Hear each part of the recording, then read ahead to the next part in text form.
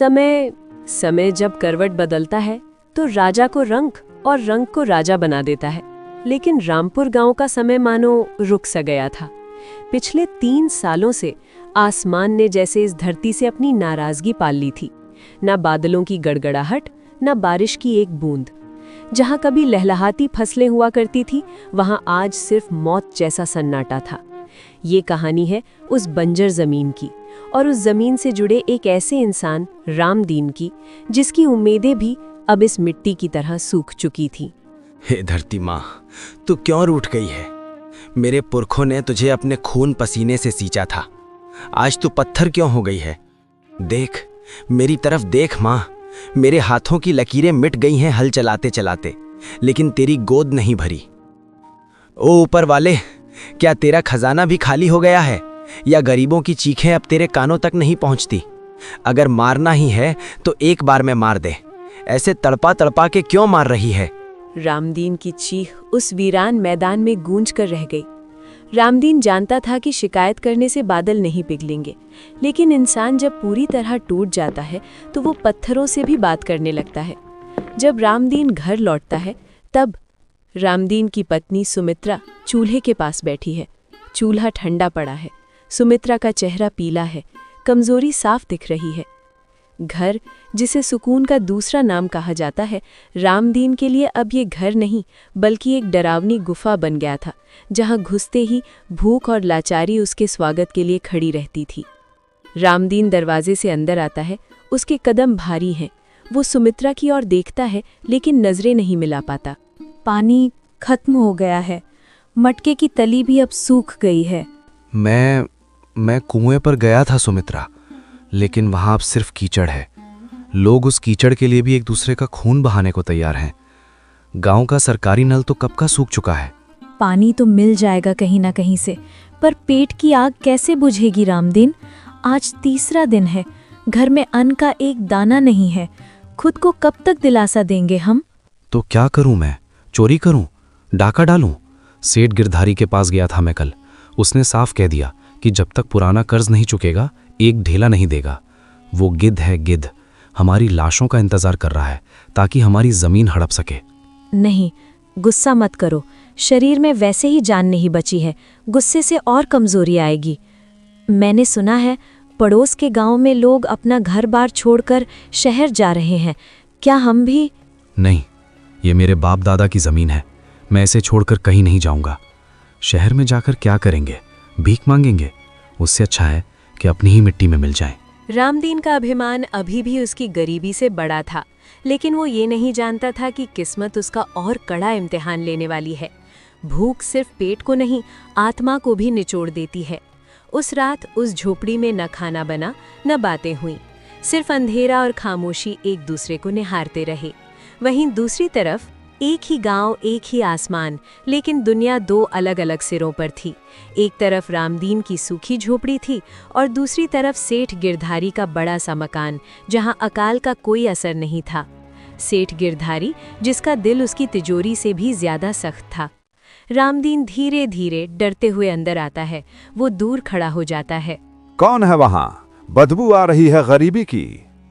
मालिक, मैं रामदीन। ओहो, रामदीन, हमारे गांव का सबसे ईमानदार किसान। क्या लाया है आज? कर्ज की रकम या फिर कोई नई कहानी? मालिक, रहम करें, 3 दिन से घर में चूल्हा नहीं जला है, बस थोड़ा सा अनाज दे दें। अगली फसल होते ही मैं पाई पाई चुका दूंगा। मैं अपनी जमीन गिरवी रखने को तैयार हूं। अरे ओ रामदीन, तेरी जमीन तो बंजर पड़ी है, उस पर तो अब कांटे भी नहीं उगते। सेठ जी उस धूल का क्या करेंगे? सुना तूने, तेरी जमीन अब कौड़ी के भाव की भी नहीं है और तू अनाज मांगने आया है। ये कोई खैराती अस्पताल नहीं है। मालिक, मेरी पत्नी मर जाएगी, हम भूखे मर जाएंगे। आप तो गांव के भगवान हैं, बस 5 किलो अनाज, बस 5 किलो। मैं जीवन भर आपकी गुलामी करूंगा। गुलामी? मुझे तेरे जैसे मरे हुए गुलामों की जरूरत नहीं। सुन रामदीन, मेरे पास तेरे लिए एक सौदा है। क्या सौदा मालिक? मैं कुछ भी करूंगा। तू अपनी जमीन के कागज आज ही मेरे नाम कर दे, हमेशा के लिए। बदले में मैं तुझे अनाज की एक बोरी और शहर जाने का किराया दूंगा। गांव छोड़ दे, हमेशा के लिए। ये सौदा नहीं, ये रामदीन की आत्मा का कत्ल था। उसकी जमीन ही उसकी पहचान थी, उसके पूर्वजों की निशानी। सेठ गिरधारी जानता था कि मजबूर इंसान की कमजोरी कहाँ होती है। वो रामदीन को जड़ से उखाड़ फेंकना चाहता था। जमीन बेच दूं और गांव छोड़ दूं? नहीं मालिक, ऐसा मत कहिए। मैं मर जाऊंगा पर अपनी मिट्टी नहीं छोड़ सकता। तो फिर मर जा यहां से। मेरे दरवाजे पर दोबारा तभी आना जब हाथ में जमीन के कागज हों। मुनीम, धक्के मारकर निकालो इसे बाहर।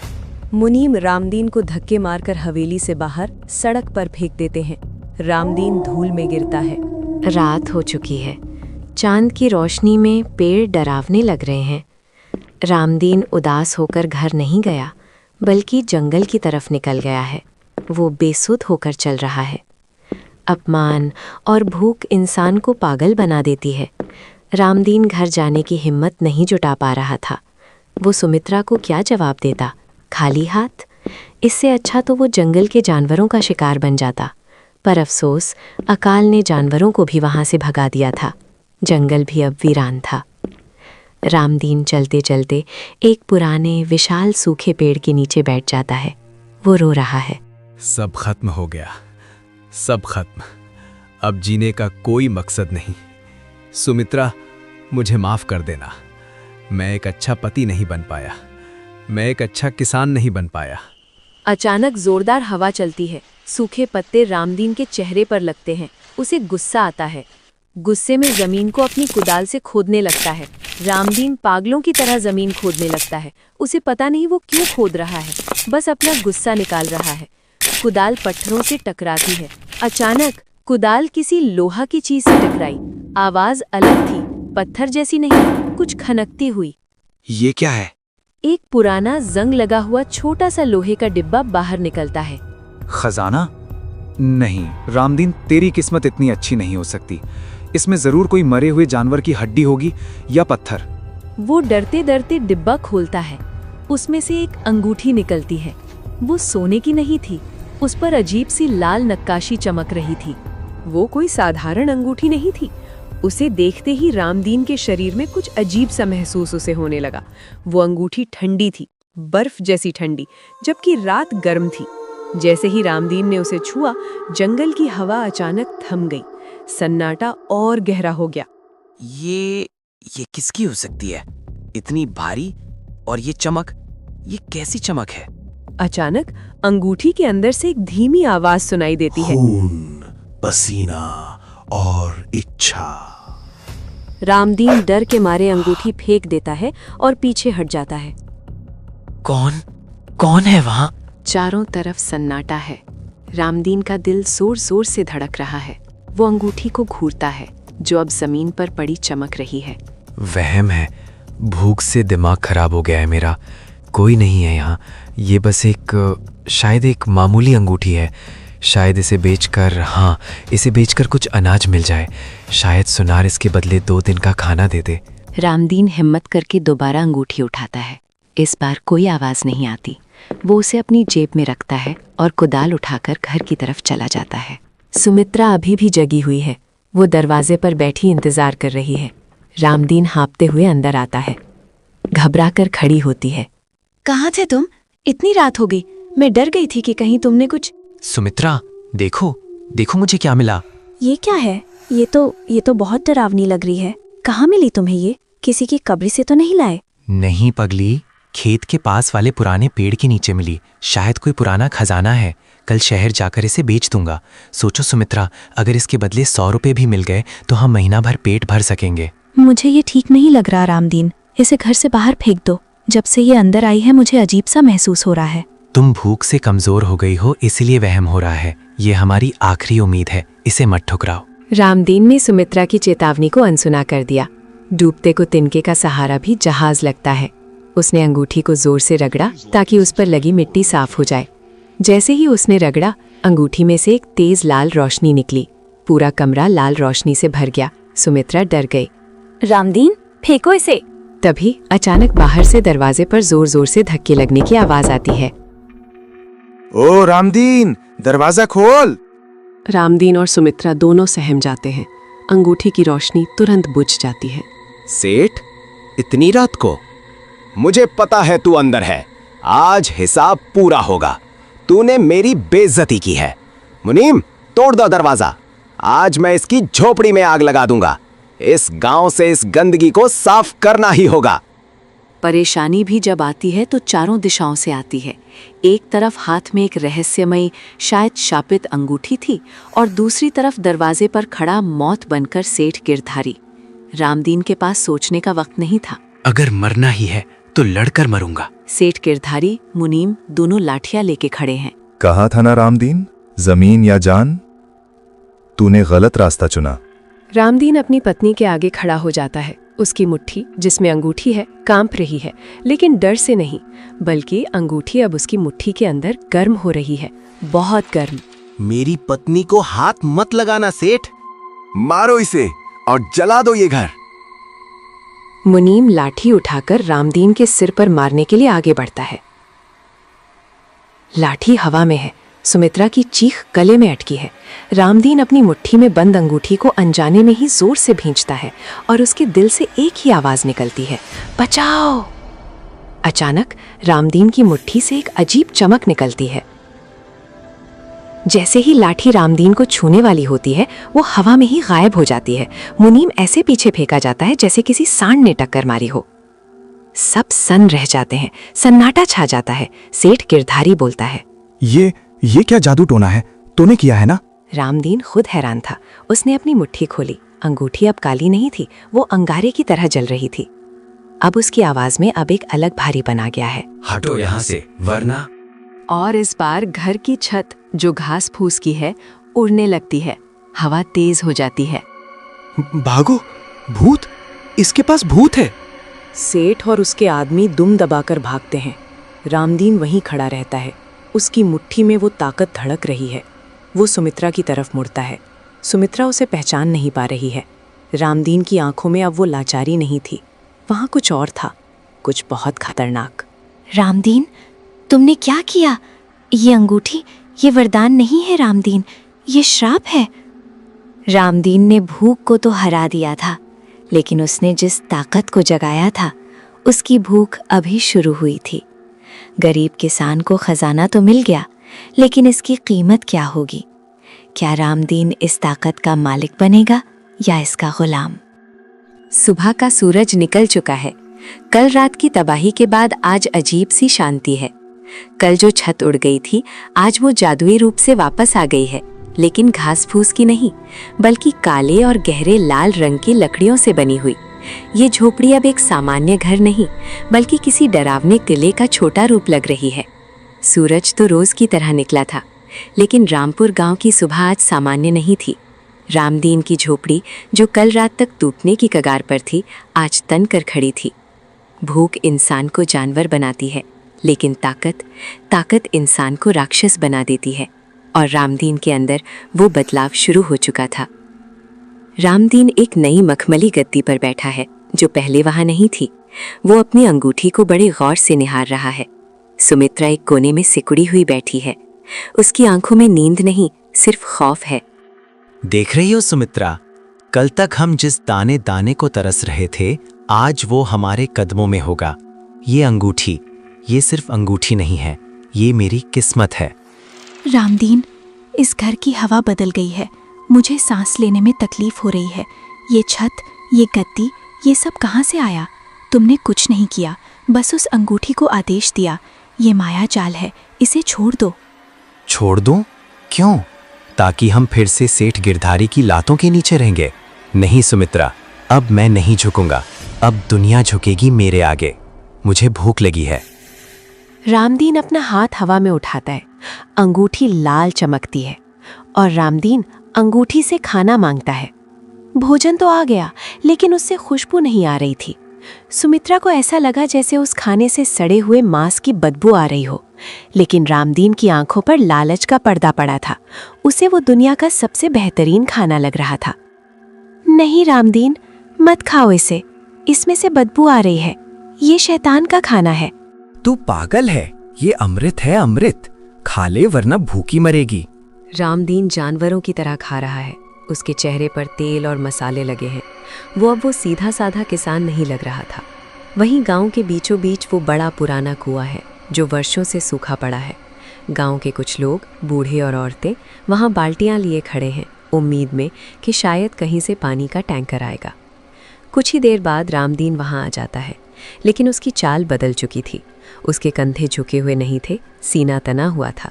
उसके कपड़े अब फटे नहीं थे, बल्कि वो एक काले रंग का लंबा कुर्ता पहने हुए था, जो गांव के पहनावे से बिल्कुल अलग था। अरे, ये तो रामदीन है। कल तो ये सेठ के पैरों में पड़ा था, आज नवाबों की तरह कैसे चल रहा है? मैंने सुना है कल रात सेठ गिरधारी इसकी झोपड़ी से भूत देखकर भागा था। इससे दूर रहो, इसकी आंखों में देखो, कुछ अजीब है। क्यों खड़े हो यहाँ? भीख मांगने? बादलों की तरफ देखना बंद करो। तुम्हारा भगवान सो गया है, लेकिन रामदीन जाग गया है। बेटा रामदीन, ये क्या बक रहा है? दिमाग तो ठीक है तेरा। हमें पानी चाहिए, तेरे भाषण नहीं। पानी चाहिए तो लो पानी। रामदीन अपना हाथ कुएं की तरफ करता है। अंगूठी से एक गहरी काली और लाल रोशनी निकलती है और कुएं के गहरे अंधेरे में जाती है। प्यास इंसान को अंधा कर देती है। पानी का रंग लाल था, लेकिन किसी ने परवाह नहीं की। हवेली के अंदर एक अंधेरा कमरा। सेठ गिरधारी एक कोने में दुबक कर बैठा है। तांत्रिक बैठा है। बाबा, कुछ करो, वो आदमी नहीं रहा। कल रात उसने मुझे हवा में ऐसे उड़ा दिया जैसे मैं कोई तिनका हूं। और उसकी वो अंगूठी, वो कोई साधारण चीज नहीं है। मुझे वो अंगूठी चाहिए। उसके पास वो रहेगी तो वो पूरे गांव पर कब्जा कर लेगा। मूर्ख सेठ, तू जिसे कब्जा कह रहा है वो विनाश है। मैंने अपनी साधना में देखा है, उसने खूनी अंगूठी को जगा दिया है।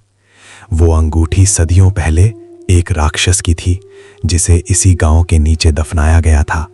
राक्षस? तो फिर रामदीन का क्या होगा? वो अंगूठी पहले उसे सब कुछ देगी, पैसा, ताकत, पानी, और बदले में उसकी इंसानियत खा जाएगी। वो अंगूठी उसे धीरे धीरे अपना गुलाम बना लेगी। लेकिन क्या बाबा? लेकिन अगर हम उसे अभी रोक लें तो वो ताकत मेरी हो सकती है। उस किसान का शरीर कमजोर है, वो उस ऊर्जा को ज्यादा दिन नहीं संभाल पाएगा। आज रात अमावस्या है। आज रात अंगूठी की भूख सबसे ज्यादा होगी। हमें रामदीन को उसके घर में ही घेरना होगा। क्या करना होगा मुझे? ये जादुई धागा है। अगर ये रामदीन की कलाई पर बंध गया तो उसकी अंगूठी की शक्ति कुछ समय के लिए रुक जाएगी। उसी समय मैं उसका हाथ काट डालूंगा। हाथ काट देंगे? बहुत खूब, आज रात ही चलते हैं। रात हो चुकी है। रामदीन अभी भी अपनी गद्दी पर बैठा है, लेकिन अब उसकी हालत खराब लग रही है। वो पसीने से लथपथ है। वो अपने दाहिने हाथ, जिसमें अंगूठी है, को दूसरे हाथ से दबाए हुए है। उसे दर्द हो रहा है। मुफ्त में मिली ताकत का ब्याज बहुत भारी होता है। रामदीन को महसूस हो रहा था जैसे उसकी उंगली जल रही हो। अंगूठी अब सिर्फ उंगली पर नहीं थी, बल्कि ऐसा लग रहा था जैसे वो उसके शरीर के अंदर चुभ रही हो, उसकी नसों से जुड़ रही हो। ये इतना दर्द क्यों कर रही है? सुमित्रा, पानी लाओ। रामदीन, उतार दो इसे। देखो, तुम्हारी उंगली काली पड़ रही है। ये जहर फैला रही है। चुप कर। ये दर्द नहीं, ये शक्ति है। मेरा शरीर इसे अपना रहा है। अचानक अंगूठी में से वही फुसफुसाहट फिर आती है, लेकिन इस बार तेज। और चाहिए, और क्या चाहिए तुझे? मैंने तुझे बाहर निकाला, मैंने तुझे पहना। बलि, जीवन। रामदीन की नजर सुमित्रा पर पड़ती है। एक पल के लिए उसकी आंखों का रंग पूरी तरह लाल हो जाता है। वो एक शिकारी की तरह सुमित्रा को देखता है। रामदीन, तुम मुझे ऐसे क्यों देख रहे हो? मैं तुम्हारी सुमित्रा हूँ। रामदीन सिर झटकता है, जैसे होश में आने की कोशिश कर रहा हो। नहीं नहीं, भाग जा यहाँ से सुमित्रा, भाग जा। ये मुझसे कुछ करवा देगी। चिल्लाते हुए भागो। रामदीन के अंदर का किसान अभी भी जिंदा था, जो अपनी पत्नी को बचाना चाहता था, लेकिन अंगूठी का राक्षस उसे मारने पर तुला था।